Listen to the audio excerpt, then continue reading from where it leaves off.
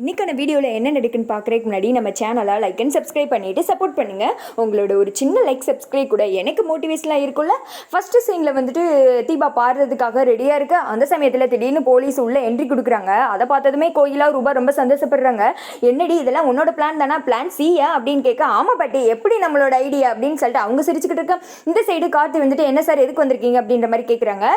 இந்த மண்டபத்தை விட்டு உடனே எல்லாரும் வெளியில் போங்க, இங்கே வந்துட்டு பாம்பு வச்சிருக்காங்க அப்படின்னு சொல்ல, சரி இங்கே பாடக்கூடாதுன்னு ரொம்ப பேர் வந்துட்டு பிளான் போட்டுக்கிட்டு இருக்காங்க. அது வந்துட்டு தப்பான தகவலாக தான் இருக்கும், நாங்கள் வந்துட்டு செக் பண்ணி தான் சார் எல்லாம் வச்சிருக்கோம் அப்படின்னு சொல்லிட்டு ராஜாவும் கார்த்தி எவ்வளவு எக்ஸ்பிளைன் பண்ண அதெல்லாம் கேட்காம அங்கே இருக்கவங்க எல்லாம் வெளியில் அனுப்பிச்சு விட்டுறாங்க. வெளியில் போன ராஜாவும் மீனாட்சியும் அங்கே இருக்கிற ஆடியன்ஸுக்கு எவ்வளவோ சொல்ல ட்ரை பண்ணுறாங்க. ஆனால் அவங்களாம் உயிருக்கு பயந்து அங்கேருந்து குடுகுடுன்னு ஓடி போயிடுறாங்க.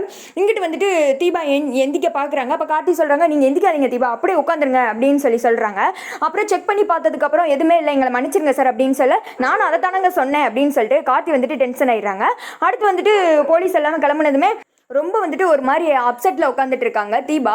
அதை பார்த்ததும் கார்த்தி சொல்கிறாங்க, நீங்கள் எதுக்கு வந்துட்டு ஃபீல் பண்ணாதீங்க தீபா, நீங்கள் பாட்டுக்கு பாடுங்க, கண்டிப்பாக எல்லாரும் திரும்பி வருவாங்க அப்படின்ற மாதிரி சொல்கிறாங்க. அதை கேட்டது தீபாவோட ஃபேமிலியில் எல்லாருமே வந்துட்டு ரொம்ப ஃபீல் பண்ணிட்டு இருக்காங்க. தீபா நீ வந்துட்டு கவலைப்படாதம்மா அப்படின்னு சொல்லிட்டு, ஐயோ கடவுளே என் பொண்ணு கடைசி வரைக்கும் தனியாக தான் பாடணுமா, ஏன் அவளை இப்படி சோதிக்கிறேன் அப்படி இப்படின்னு சொல்லிட்டு இவங்க ஒரு திக்கம் புலம்பிட்டு இருக்க. அடுத்து வந்துட்டு ரூபஸ்ரீயும் கோகிலாவும் பயங்கர சந்தோஷத்தில் இருக்காங்க. அப்புறம் வந்துட்டு தீபா பாட ஆரம்பிக்கிறாங்க. பாடினதுமே அங்கே இருக்கிற குழந்தைங்க அந்த காப்பகத்துலேருந்து வந்திருப்பாங்கல்ல, அவங்க சிஸ்டர்ஸ் எல்லாமே வந்துட்டு உட்காந்து கேட்டுட்டு இருக்காங்க. அங்கே இருக்கிறவங்க மட்டும்தான் இருக்காங்க. பட் போன ஆடியன்ஸ் எல்லாம் பாட்டை கேட்டதும் மறுபடியும் வந்துட்டு உள்ளே வர ஆரம்பிச்சிடுறாங்க. அதை பார்த்தது எல்லாருக்குமே பயங்கர சந்தோஷமாயிடுது. கோயிலாவுக்கும் ரூபஸ்ரீக்கும் அல்ல எடி வேற ஏதாவது பிளான் வச்சிருக்கே அடி, பிளான் டி அப்படின்னு கேட்க, இருக்கு பாட்டி அப்படின்றாங்க. என்னடி அப்படின்னு சொல்லிட்டு கோயிலா சந்தோஷப்படுறாங்க. உன்னை கழுத்தை நெரிச்சு கொள்றதான் அப்படின்னு சொல்லிட்டு அவங்க ரெண்டு பேரும் அங்கே காமெடி பண்ணிக்கிட்டு இருக்க. இந்த சைடு தீபா காதலனே காதலனே காதல் நாயகனே அப்படின்னு நம்ம கார்த்தியை நினச்சி உருகி வந்துட்டு ஒரு சாங் பாடுறாங்க. அந்த சாங் வந்துட்டு நம்ம சினிமா சாங் கிடையாது, அவங்களே எடுத்திருப்பாங்க போல். அதில் ஹைலைட் என்ன தெரியுமா, இது நான் காற்றினில் ஒளியாய் வந்துட்டு ஜொலிக்கிறேன், கார்த்தியின் தீபாவாய் ஜொலிக்கிறேன் அப்படின்னு. அதை கேட்கும்போது வந்துட்டு கொஞ்சம் சிரிப்பாக தான் இருந்துச்சு.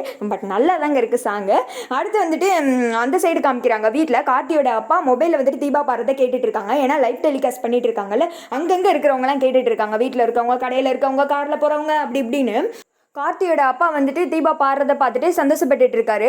தீபா நீ வந்துட்டு மற்றவங்களை வந்துட்டு மகிழ்விக்கிற குரல்மா, உனக்கு நீ எவ்வளோ நல்ல பொண்ணு, எப்போ தான் அபிராமி உனக்கு புரிஞ்சுக்க போகிறான்னு தெரியல, கூடி சீக்கிரமே உனக்கு வந்துட்டு ஒரு விடிவு காலம் பிறக்குமா, நான் வந்துட்டு முதல் வரிசையில் உட்காந்து பார்த்து ரசிக்கணும்னு எனக்கு ஆசை, ஆனால் கடைசி வரைக்கும் செல்லு தான் போல அப்படின்னு சொல்லிட்டு அவர் ஒரு திக்கம் புலம்பிக்கிட்டு இருக்கேன். அந்த சைடு ஐஸ்வர்யா செல்ல பார்த்ததும், சே நானும் ரூபா மாயா எல்லாரும் சேர்ந்து பாடக்கூடாதுன்னு எவ்வளோ இல்லாமல் பிளான் போட்டோம், எல்லாமே சொதப்பிடுச்சே அப்படின்னு சொல்லிட்டு அவன் வந்துட்டு அங்கே கடுப்பில் வந்துட்டு ஃபோனை டம்முன்னு வைக்கிறாங்க.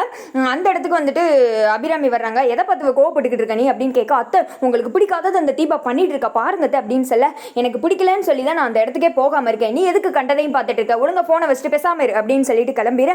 ஐஸ்வர்யா வந்துட்டு கோவத்தில் இருக்காங்க. அந்த சைடு வந்துட்டு அருண் வந்துட்டு தீபா பாடுறத பார்த்துட்டு இருக்க மாதிரி காமிக்கிறாங்க. அடுத்து வந்துட்டு ஒவ்வொருத்திக்கும் ஒவ்வொருங்க பார்த்துட்டு இருக்காங்க. அப்போ ரோட்டில் போகிற ஒருத்தர் வந்துட்டு தீபாவோட வாய்ஸ் கேட்குது, காரில் போய்கிட்டு இருக்காரு. ஒரு நிமிஷம் காரை நிப்பாட்டு, ஏதோ ஒரு நல்ல குரல் கேட்குது அப்படின்னு சொல்ல, சார் இவங்களை தெரியாதா சார், பல்லவி புது சிங்கர், அவங்க கூட இப்போ ரீசெண்டாக பாடினது கூட வைரல் ஆச்சே சார் அப்படின்னு சொல்ல, சரி சரி நான் அந்த இடத்துக்கு இப்போ வண்டியை விடு அப்படின்றாங்க. அவரும் அந்த குரலை கேட்டு ரசிச்சுட்டே போகிறாங்க.